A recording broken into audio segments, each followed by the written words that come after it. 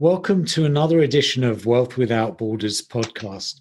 And today I'm delighted to have with me Rodney Josephson. Welcome to the show, Rodney. Thank you, Howard. Thank you for inviting me. My pleasure. And can I ask, Rodney, whereabouts are you in the world and what's the weather like today? I am in Nanjing, China. The weather is sunny. Not so... Yeah, it's kind of a little bit clearer today and probably around 10 degrees, I suppose. Okay.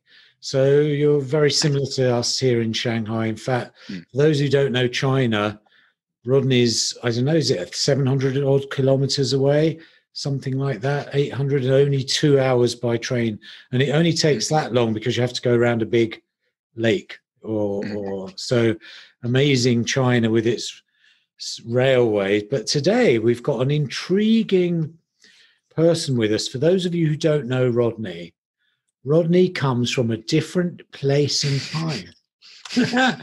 And Rodney would describe himself as someone, for the purposes of this podcast at least, who just woke up traveling, living, working, and experiencing life as it comes, which I think is very beautiful. And the title of today's podcast is When You Master Your Mind, You Master Your World. So I can't wait to find out more about this one, Rodney. And as you know, we've got 8 questions in just 8 minutes. So are you ready to rock and roll? Already. Brilliant. So 8 minutes to go. Question number 1, who's your ideal client? Well, because my experience is quite vast in a way, if you know me a little bit more. My ideal client would be someone that is seeking knowledge that they don't quite understand exists. So, because the way that the education system works, people are learning a certain program. It's programming. So they learn a certain program and they're wondering why things are happening in a certain way, and they can't understand how that works.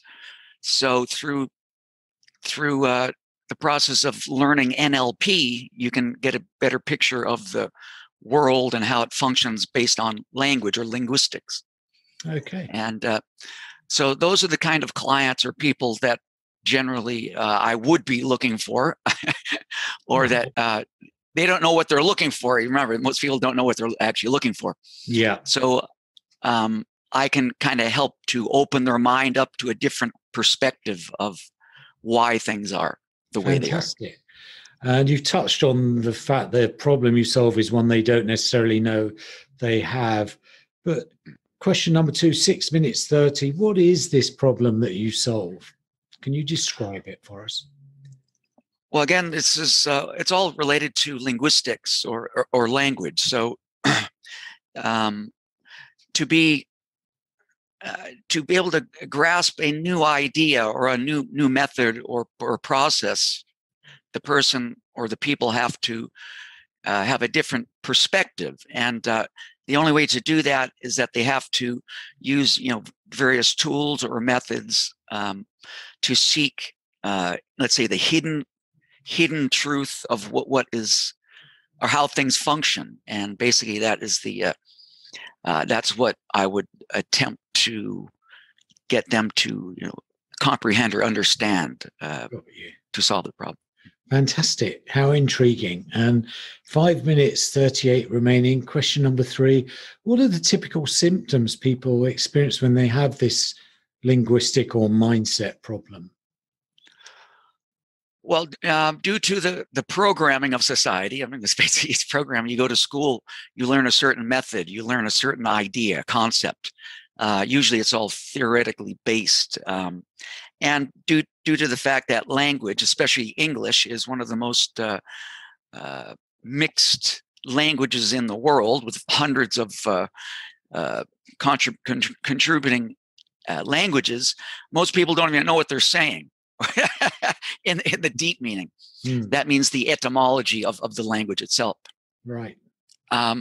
So therefore, this would be the issues that people don't actually know what they're saying or doing, Right. because the program is running continuously. So if they can't grasp that program and take it out of their mind and put a new one in there, then they will just keep repeating the same issue. Okay. 4 minutes 30 remaining. Question number 4. What are the common mistakes people make when they're trying to solve this problem? Well, of course, going back to the same initial idea, it's a program.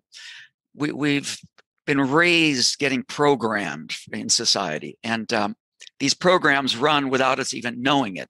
That's why we might be craving KFC one day. We don't even know why. Or we hear our dad's voice in our head, why is this coming out now? Basically, those are just programs. It's a language program that runs in your head. If you're not able to understand why that's happening and be able to grab it and do something with it, you're going to keep repeating the same issue. So this is all it is to become aware.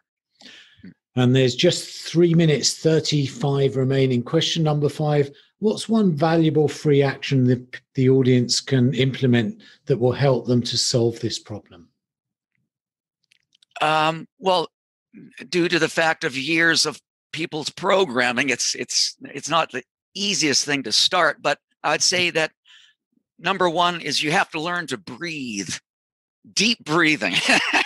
If you don't breathe, you're not going to get any oxygen to your head. So I learned some old techniques from Chinese masters of deep breathing and meditation. Also, Wim Hof is a famous guy in the modern world.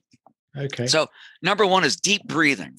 Great. 30 times deep breathing times 3 sets. Then you feel at peace and calm. Fantastic. So that's number 1. So just 2 minutes 41 remaining. We're under the gun here. Question number 6. What's one valuable free resource you can direct people to that could further help them with the problem after the breathing? Well, again, it's related to language or linguistics, and this pretty much is for any language. But the question is, what's the source you're going to seek?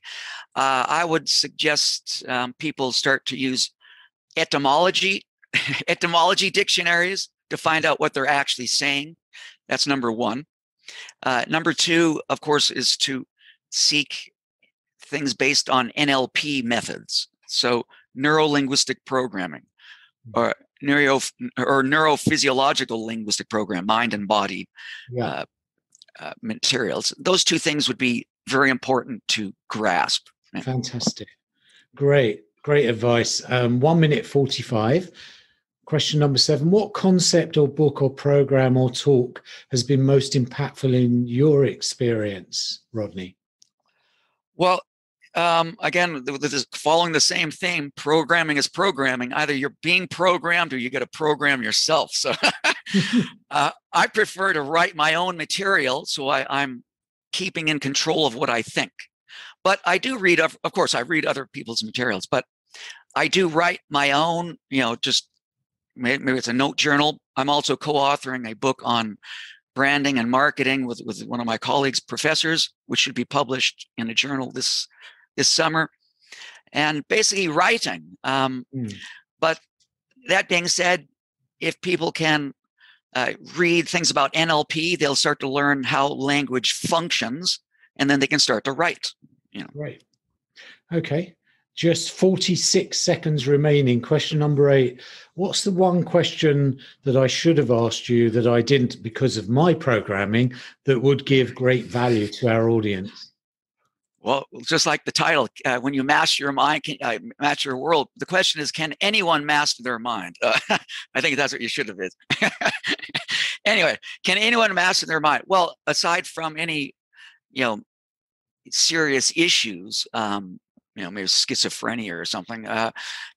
Besides some serious issues, yes, anybody can. It's just a question of getting off on the right foot to getting in control of the thought process. Fantastic. Basically, yes. Thank you. Well, that is so good. You ended perfectly with 1 second to go there, and you've mastered the 8 minutes. So that's a sign of mental mastery and linguistic finesse. So thank you so much for that. Thank you. By the way, as a side note, I am a massive fan of etymology because, as you rightly point out, if we don't actually know the roots of our language, how can we really be sure that we know what we're even saying?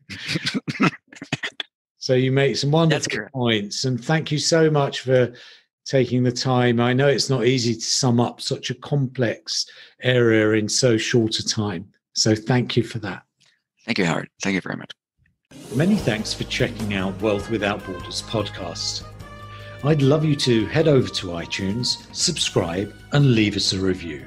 And if you'd be kind enough to do that, I would really appreciate it. And then if you want to know more about what I do, check out wealthwithoutborders.net.